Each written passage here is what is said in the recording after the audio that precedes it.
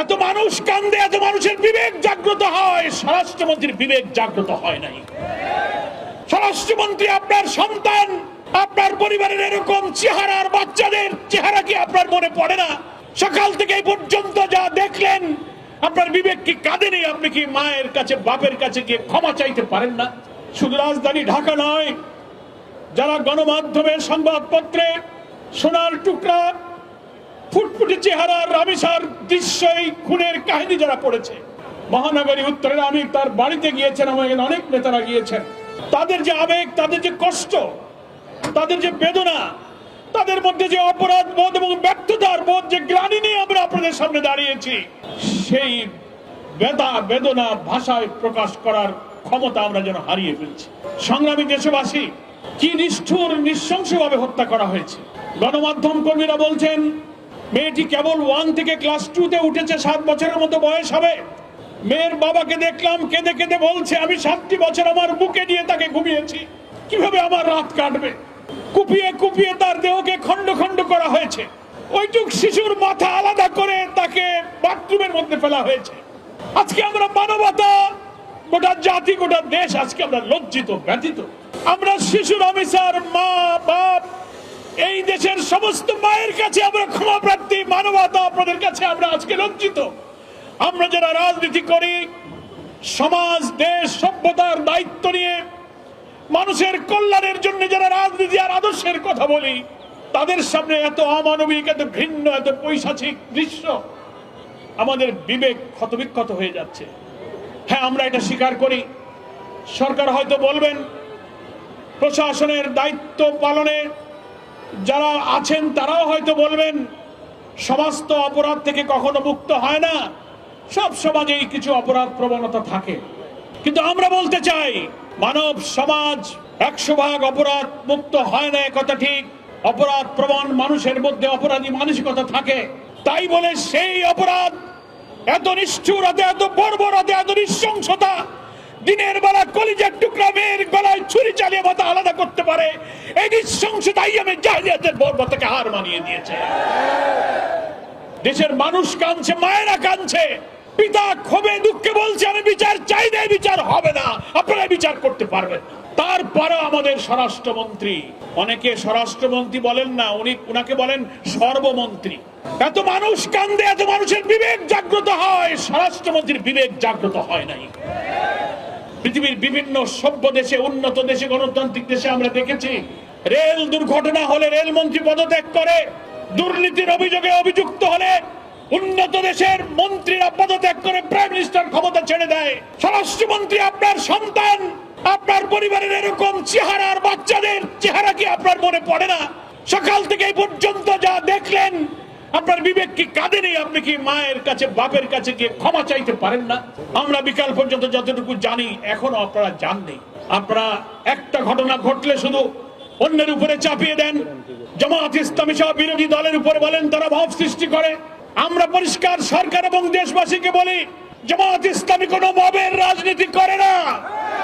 মিরপুরে আপনারা আপনাদের উস্কিয়ে দেয়া, দেশকে অস্থিতিশীল করে বিরোধী আন্দোলনকে সাবোটাজ করার জন্য আপনারা মাজার ভেঙে হামলা করে আপনারা সেটা ইসলামপন্থীদের চাপিয়ে দেওয়ার চেষ্টা করেছেন। সব কিছুতেই আপনারা বিরোধী দলকে আবিষ্কার করার চেষ্টা করেন। প্রশাসনে যারা আছেন, ল এনফোর্সিং এজেন্সিতে যারা দায়িত্ব পালন করছেন, স্বরাষ্ট্রমন্ত্রী আর সর্বমন্ত্রী, সংবিধানের টানাটানি ছেড়ে মানুষের জীবনের নিরাপত্তার দায়িত্ব পালন করুন। কাজ নাই। আজকে গেছেন আপনারা মিরপুরে গরিব মানুষের বস্তি উচ্ছেদ করার জন্য। দুঃখী, বঞ্চিত, অন্নহীন, গৃহহীন মানুষেরা সেই পুলিশকে ধাওয়া করেছে। আমরা পুলিশের ধাওয়া পছন্দ করি না, কিন্তু গৃহহারা মানুষকে যখন আপনি উচ্ছেদ করতে যান, অস্তিত্ব যখন টেকে না, তখন তার বাঁচার জন্য আর কোনো উপায়ও থাকে না। সে পুলিশেরা সেখান থেকে ধাওয়াকে ফিরে আসছে। হামে প্রতিদিন লোক মারা যাচ্ছে, 10, 20, 25, কয়েক শত শিশু। আপনার ঘরে, আমার ঘরেও তো শিশু আছে, আমরাও তো শিশুদের পিতা মাতা। শুধু আপনি আগে দোষ দেবেন, আগের সরকার টিকার ব্যবস্থা করেনি। এই হামের প্রাদুর্ভাব যখন শুরু হলো, সেই সময় টিকা হয়নি বলে কি আধুনিক চিকিৎসা বিজ্ঞানের এই সভ্য জগতে হামের মধ্যে একটা অসুস্থতায় শিশুদেরকে হসপিটালগুলোতে বিশেষ আধুনিক বিশেষায়িত চিকিৎসা দিয়ে এদেরকে জীবন রক্ষার চেষ্টা কি করা যেত না? আপনারা সেই ব্যর্থতা ঢাকার জন্য সবকিছু কি আপনারা পিছনের লোকদের উপর দায় চাপাবার চেষ্টা করেন। আইন শৃঙ্খলায় আপনারা জনগণের হক আদায় করতে পারছেন না। নিরাপত্তা আপনাদের কাছে দেওয়ার মতো কোনো চরিত্র নাই। আজকের সভাপতি বুলবুল ভাই কি বললেন, মিডিয়াতে এসেছে বিএনপির এক নেতা সফরে যাবে, সে টেলিফোন করে বলছে, টেলিফোন তার অডিও সংলাপটা ভাইরাল হয়েছে, সে বলছে আমাদের এক বিএনপির নেতা আসবে, 15-16 বছরের একটা বাচ্চা মেয়ে জোগাড় করে রাখো। সি সি সি সি সি ঘৃণা এবং ধিক্কার জানাই। বিএনপি ছাত্রদল যুবদল তাদেরকে আপনারা এই যৌন লালসার লোলুপ শিক্ষা আপনারা দিচ্ছেন। ধর্ষণ, যৌন বিকৃতি, যৌন উন্মাদনায় লালসা বিএনপির নেতাদের মধ্যে কি পরিমাণ তৈরি হয়েছে।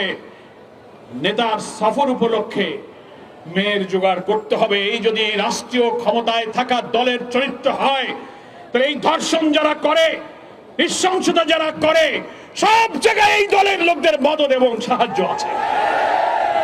শুধু গ্রেফতার করে মানুষকে সামাল দিলে হবে না, এমন বিচার করতে হবে প্রত্যেকটি শিশুর পিতার হৃদয় যেন প্রশান্ত হয়।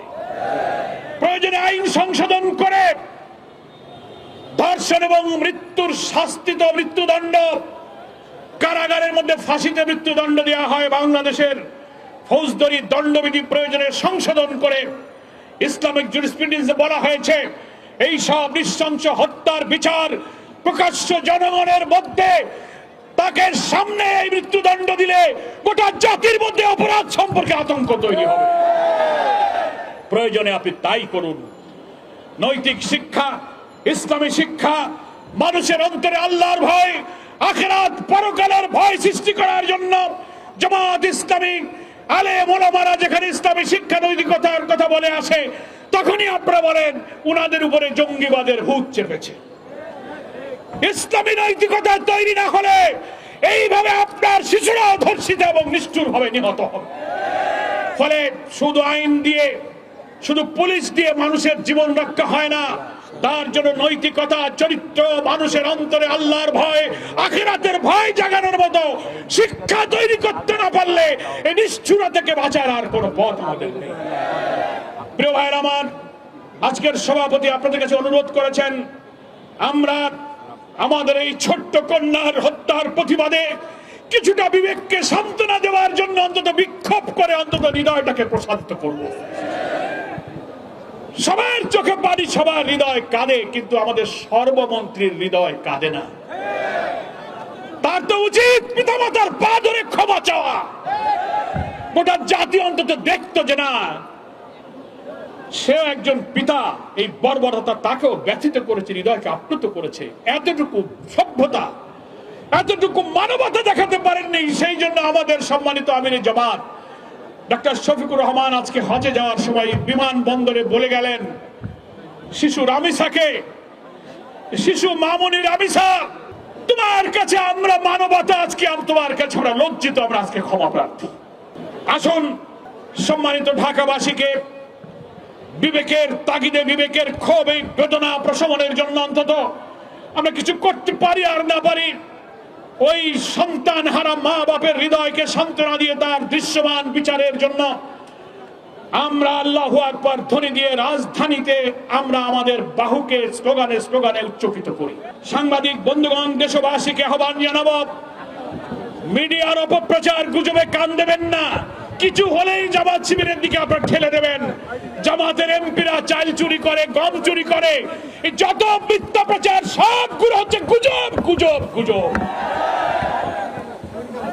এআই দিয়ে ফটোকপি, ফেসবুকে নানান প্রচার করে জামাতের এমপিদের নৈতিকতা, সততাকে ম্লান করার জন্য একটি পরিকল্পিত সিন্ডিকেট তৈরি করা হয়েছে। আপনারা কোন অপপ্রচারে কান না দিয়ে আসুন। এই সমাজ ভাঙতে হবে। এই জাহেলি সমাজ ভেঙে আল্লাহর বিধানের সমাজ ছাড়া এই নিষ্ঠুরতা থেকে বাঁচার কোনো বিকল্প পথ নেই। মান আল্লাহ আমাদের সকলকে ক্ষমা করুন। শিশু রামিসার পিতামাতার কলিজায় ধৈর্য দিয়ে হৃদয়কে প্রশান্ত করুন। এবং প্রকৃত অপরাধীর দৃশ্যমান শাস্তি হোক সেই দাবি করে